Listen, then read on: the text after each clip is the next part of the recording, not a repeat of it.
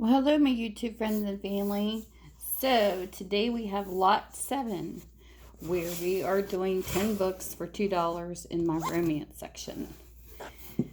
Everything will be listed in the description below. I will have the book names, the ISBN numbers, and all that cool information, and how to get in touch with me if you're interested. And I will be having a live sale next Tuesday, starting at 5 o'clock p.m. East Coast time. So even if you pick up some books that you want off of these, you can include it in whatever with the sale. That's what some people do. So the first book we have is these are all softbacks, Flame of the South. And this book is by Constance, Gluyas, and it is a 1979 book. And this is the synopsis.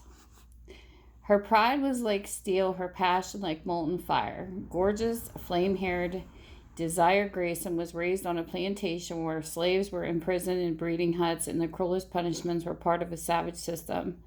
Ashamed of these injustices surrounding her, Desiree set out to fight against her southern heritage with every ounce of her strength.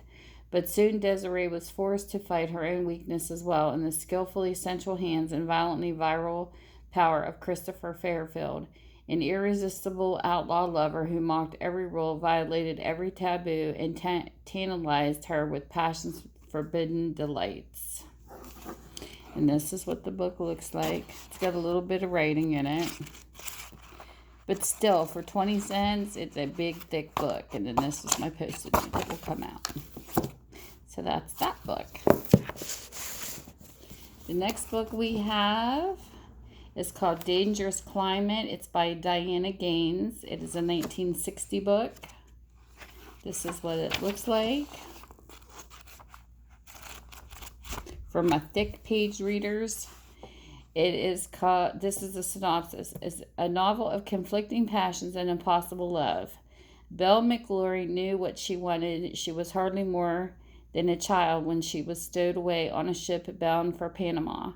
By the time the voyage was over, she was a woman well aware of her spellbinding power. Luscious talent, dapper gambler, and ladies' man saw in Belle the perfect partner for his shady games of chance. She was so quick to learn in the gaming tables that Lucius gave her special lessons in the art of love. Jim Rideout was as honest a man as talent was crooked. Belle lost her heart the first time she saw him, but proper idealistic young Rideout would never marry so jaded a lady. No one knew better than Lucius Talent. Sounds interesting. Then we have the next book, which is The French Passion by Diane Dupont. This is 1977. Yes, these books can be well loved. Usually the first pages is the one that always seems to have the rating on it, but the rest of the book's pretty good. Against the raging fury of the French Revolution, this novel unfolds a dramatic story of being passionately raped by a dashing stranger she cannot forget. Now married to another, she remains in love with the memory whose very existence threatens her life. Then we have Gone from Breezy Hill by Nora Ashby, 1985. So this is what this book looks like. And the synopsis is, the Whitakers, as proud and strong as their great house at Breezy Hill, until one sleepy southern Sunday, a radio broadcast from a faraway place called Pearl Harbor shatters their gentle way of life forever. Charlotte the Belle giving up her perfect world of cotillions and teas when her husband is wounded overseas. Emily generous even in sorrow, knowing she may never find love again, even as love pursues her. Roland struggling not only to become a man, but to prove to his father that he has become one. And Clinton Whitaker, the widowed father, finding solace in the arms of a passionate woman, facing the stern disapproval of his children, but still searching for the strength to hold his family together. That sounds interesting. Then we have Capture the Dream by Lehr. This is a 1984 book. That's what this looks like. And it says, What price would they be forced to pay for love? When Caroline first saw Michael, she felt a stir of desire that was unseemly for a new bride, even a bride whose husband had cruelly turned away from her on their wedding night. Michael felt an inexplicable urge to protect Caroline and a stronger, deeper urge to love her, even though she was married to the man who held Michael's future as a doctor in the palm of his hand.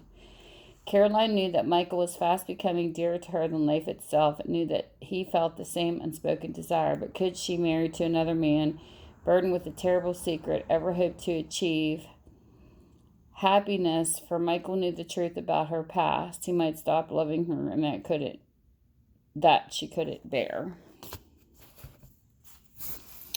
And the next book is The Cherished Dream by Barbara Harrison. This is 1984. This is what the book looks like. All the pages, everything's there. I clean all my books. You are guaranteed to get the story. It was a man's world, young Mary Kilburn had been told, and a woman could only find a place in it. And find a place in it she did, making her way to America's golden shores with nothing except a few pennies in her pride. The ambitious chestnut-haired beauty was unwilling to give in to despair or concede to defeat. She was determined to work hard to become rich, to rise above the Lower East Side squalor, even to give up once in a lifetime passion if it meant she could succeed. From the black mist of the moors to the elegance grandeur of Sutton Place, from a secure scullery maid to a poised, prominent empire builder through 2 world wars and the Great Depression, Mary Kilburn sacrificed happiness, betrayed her own heart, but always fought for the cherished dream. That sounds interesting. Okay. The next book we have is called The Daughters of Cameron. This is by Aleen Malcolm. It's a 1983 book. This is what this looks like.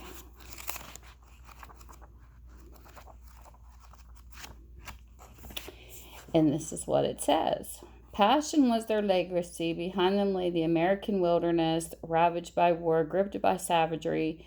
Before them rose Scotland's stormy cliffs in the promise of reclaiming their proud ancestral estate, their bold heritage. Sultry sun-kissed kestrel and exquisite raven-haired rue. Together they had seen what no woman was meant to see and steeled themselves to trust no one. Only men as strong as Nick Mackay, as fearless as the dark prairie hawk, could hope to penetrate the proud fortress of their hearts. For in their blood raced the fiery spirit of the Black Cameron legendary Highland beauty. Like their mother before them, they were untamed, reckless in danger, destined to love one man and one man only, rapturously, passionately, and forever. And then the next book is Walking Across... Well, no. Wrong book. Wrong genre. The next book is Phantom Love, Romance by Sonya Pelton. That's actually a young adult book. So that was the Boo Boo. And this is a 1982 book, and this is the synopsis. Aurora was frightening when she saw the tall figure astride his big black steed, but once he dismounted and approached her, she was drawn to him like a moth to a flame. When he suddenly drew her into his arms and kissed her, fire blazed through her body. Was this fantasy or reality, or was it a dream she wished never to be awakened? For the first time in her life, Aurora felt the rapture and passion of love. But how could she have known that this handsome stranger was Bran Fayette, the elegant, arrogant rogue who mistook her for her cousin Melanie? Once Bran tasted Aurora's soft, sweet lips, he sensed something different. This was the Melanie he knew, and with that one kiss, he was bound to Aurora forever, and he would search endlessly until he found his phantom love. And the next book is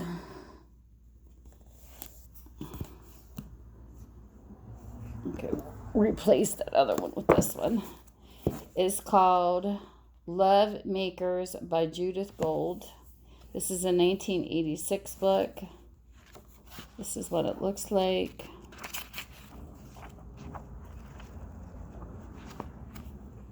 And it says, their glittering hotel chains, sky-high ambitions, and sexual greed crossed all borders. Elizabeth Ann Hale, stunning and sensual, came out of Texas to find a hotel empire, to try to find happiness with a man she could not resist and children she could not control. She was the first of 4 generations of daring, dauntless, desiring Hale women who fought with a passion for what they want, love, sex, power, wealth, only to learn that trying to have it all carries a powerful price of its own. Love makers. And then this one is called The Rogue by Janet Daly. This is a 1980 book. This is what it looks like.